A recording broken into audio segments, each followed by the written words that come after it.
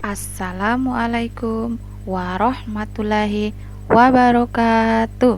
Apa kabarnya antum semua hari ini? Alhamdulillah, luar biasa. Allahu Akbar. Yes, yes, yes. Alhamdulillah. Nah, anak-anakku soleh dan soleha, hari ini kita akan belajar mapel atau mata pelajaran akidah dengan tema La ilaha illallah. Dan judul atau topik pembelajaran kita hari ini adalah makna la ilaha illallah. Tapi sebelum kita memulai pembelajaran kita, terlebih dahulu kita harus berdoa agar apa yang kita pelajari hari ini selalu mendapatkan barokah dari Allah Subhanahu wa taala. Ayo sama-sama kita berdoa. Yadun, posisi berdoa, ta'awuz basmalah.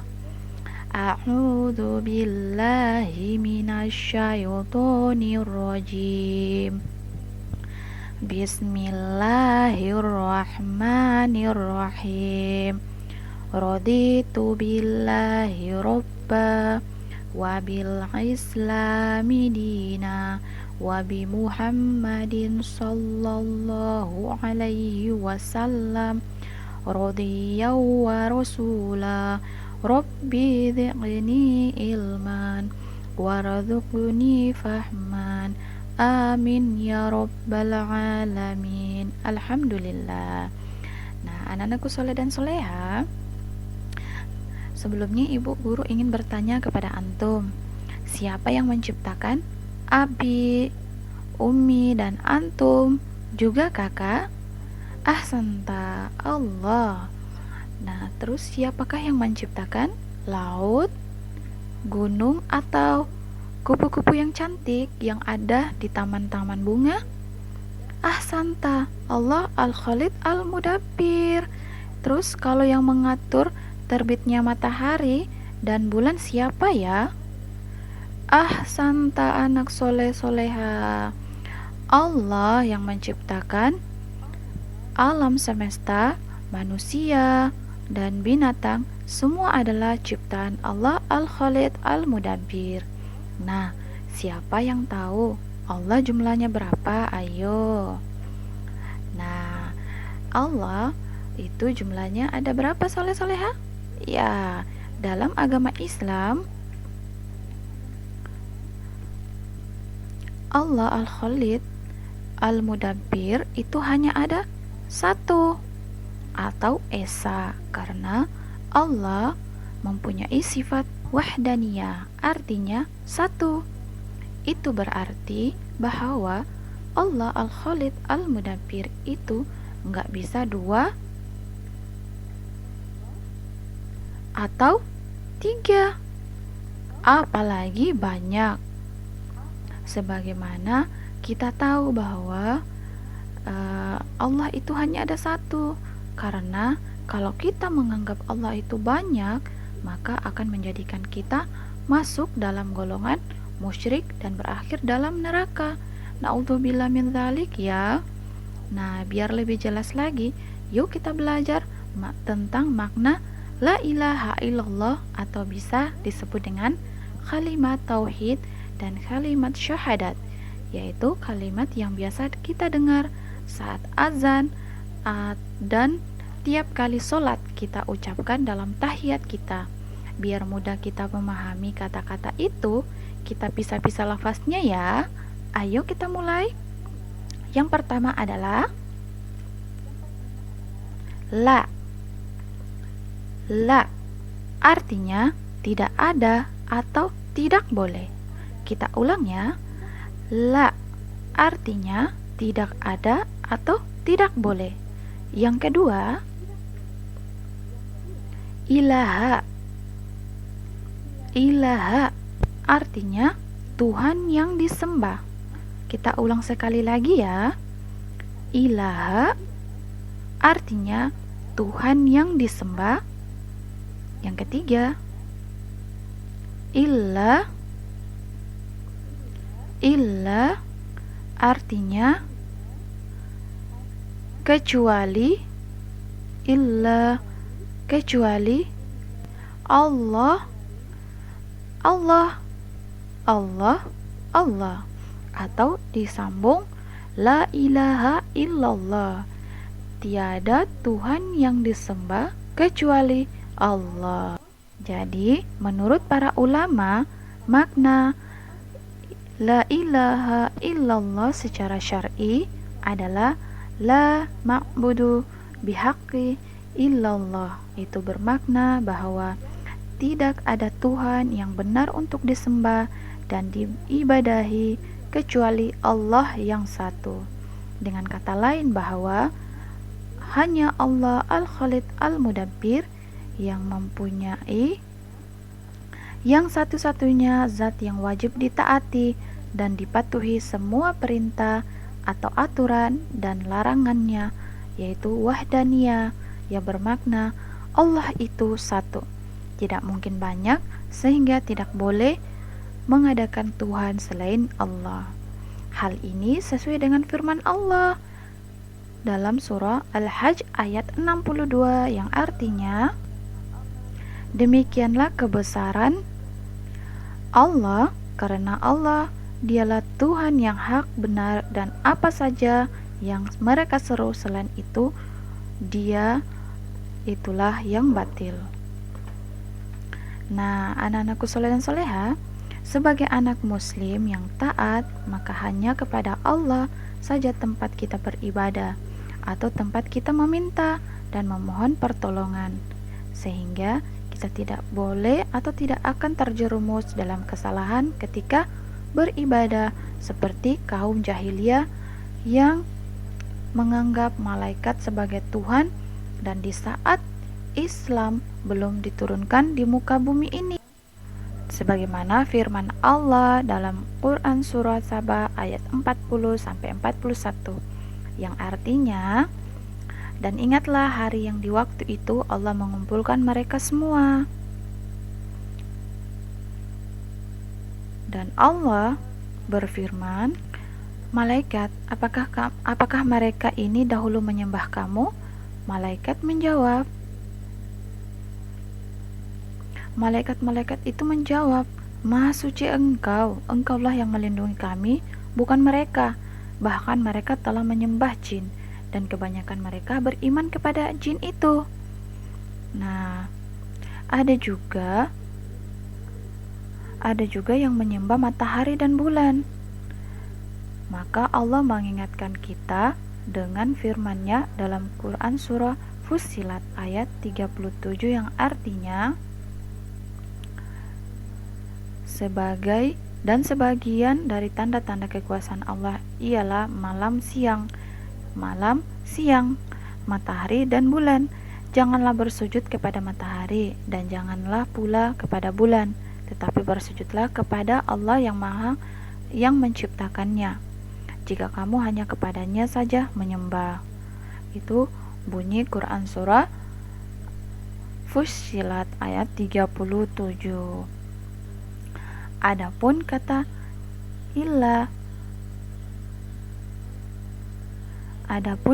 ilaha juga dijumpai dalam Quran surah Al-Baqarah ayat 222 yang artinya, Allah tidak ada Tuhan yang berhak disembah melainkan Dia yang hidup kekal dan terus-menerus mengurus makhluknya.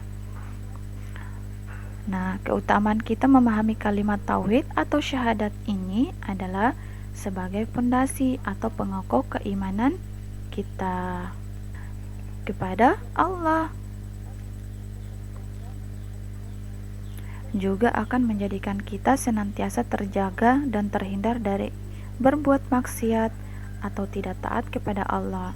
Allah yang Esa itu juga memiliki sifat Maha Kuasa, Maha Mendengar, Maha Melihat, Maha Mengawasi semua amalan kita di setiap saat. Jadi, nggak boleh beranggapan bahwa boleh deh saya melakukan atau saya mengambil ini, nggak ada yang lihat, itu nggak boleh ya, karena sesungguhnya Allah itu Maha Melihat apapun kita lakukan, meskipun nggak ada umi, nggak ada abi, tapi ada Allah yang melihat. Jadi nggak boleh ya. Nah, kalimat tauhid juga akan menjadi pembuka pintu surga sekaligus penghalang kita masuk neraka. Masya Allah ya, Allah itu sungguh maha baik. Nah, alhamdulillah kita sudah tahu betapa penting dan luasnya makna kalimat tauhid.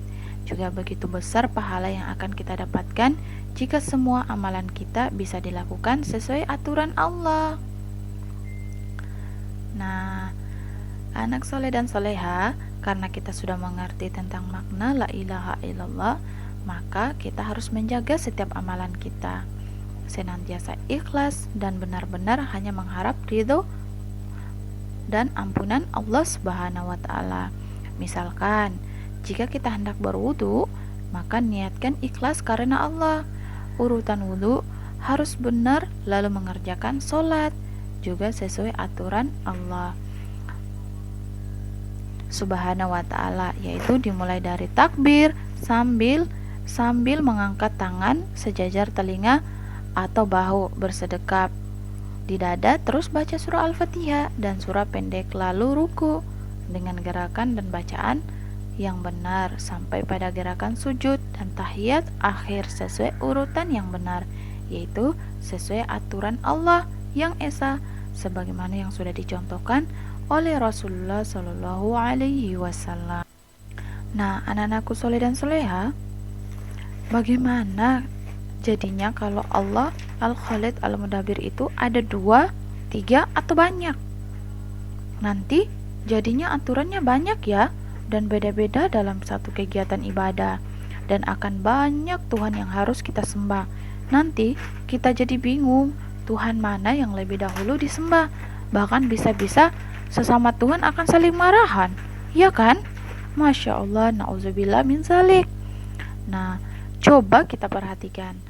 Saat ini cukup banyak fenomena dan kejadian yang menunjukkan bukti bahwa manusia itu tidak lagi menjadikan Allah Subhanahu wa taala sebagai satu-satunya yang disembah dan dimintai pertolongan. Misalkan saat ibu-ibu kehilangan mobil, maka nomor 1 yang didatangi adalah Mbak Dukun atau paranormal. Nauzubillah min zalik ya, dimintai mendeteksi atau menanyakan kemungkinan mobil tersebut masih bisa kembali atau enggak. Dan juga ada banyak yang dijumpai di tengah masyarakat orang-orang yang berkeinginan agar mudah memperoleh harta dan gampang menjadi kaya. Maka didatangilah gunung, keramat dan kuburan tertentu untuk berdoa di tempat itu dan berharap dapat petunjuk atau wangsit supaya semua keinginannya terkabul. Masya Allah.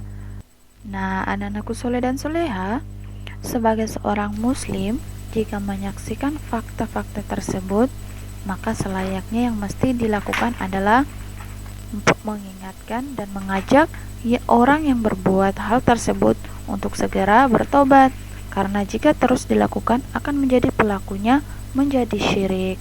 Dan dalam Islam itu dosa syirik itu tidak akan diampuni oleh Allah selama jika tidak bertobat. Rasulullah Shallallahu Alaihi Wasallam juga memberi kabar bahwa orang yang syirik balasannya adalah kekal di neraka jahanam. Ngeri. Nauzubillah min zalik. Nah, supaya kondisi itu tidak terjadi dan bumi beserta semua isinya bisa teratur dengan baik, maka dalam akidah atau keyakinan agama Islam, kita diajarkan bahwa Tuhan yang disembah itu hanya ada satu, yaitu Allah Subhanahu wa taala Al-Khalid Al-Mudabbir, dan tidak ada sekutu atau kawan bagi Allah yang bertugas sama sebagai Tuhan. Sehingga dalam aturan sholat akan sama baik di daerah kita atau di daerah yang lain, bahkan di luar negeri akan sama, karena sumber aturannya adalah satu, yaitu dari Allah. Begitu juga aturan tutup aurat atau berlaku jujur dan sopan terhadap sesama manusia. Semua aturannya sama, tidak ada bedanya. Aturan sholat berlaku sama pada siapapun dan dimanapun, yaitu mulai dari takbir, baca doa iftitah, surah Al-Fatihah, surah pendek, ruku, terus sujud, terakhir adalah tahiyat baru salam. Aturan ini harus dilakukan oleh setiap muslim dimanapun, laki-laki ataupun perempuan, baik tua, muda, ataupun kaya dan miskin, tetap satu aturannya. Masya Allah.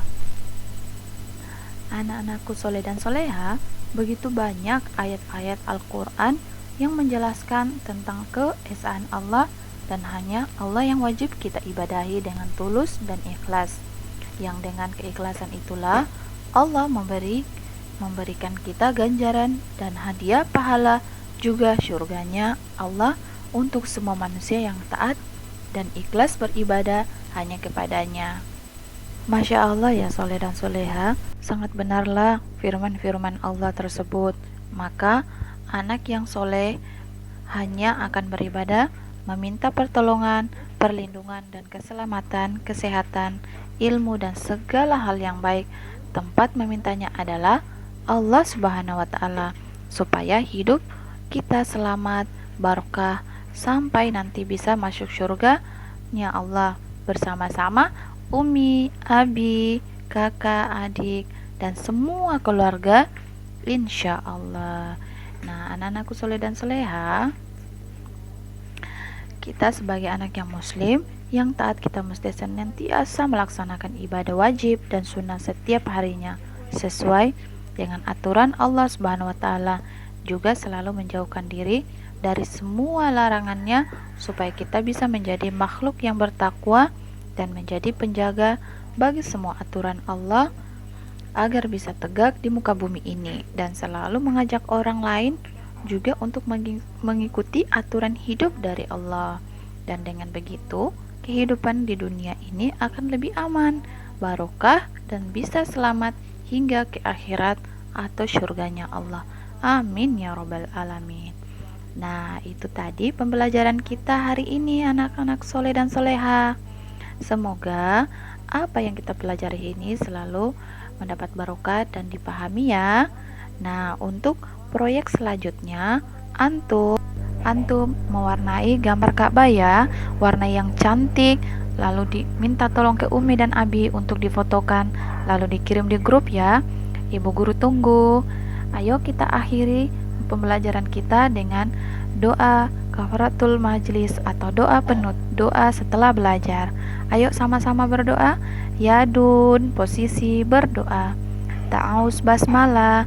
A'udzu billahi minasyaitonir rajim. Bismillahirrahmanirrahim. Subhanakallahumma wa bihamdika asyhadu an la ilaha illa anta astaghfiruka wa atubu ilaik. Assalamualaikum warahmatullahi wabarakatuh.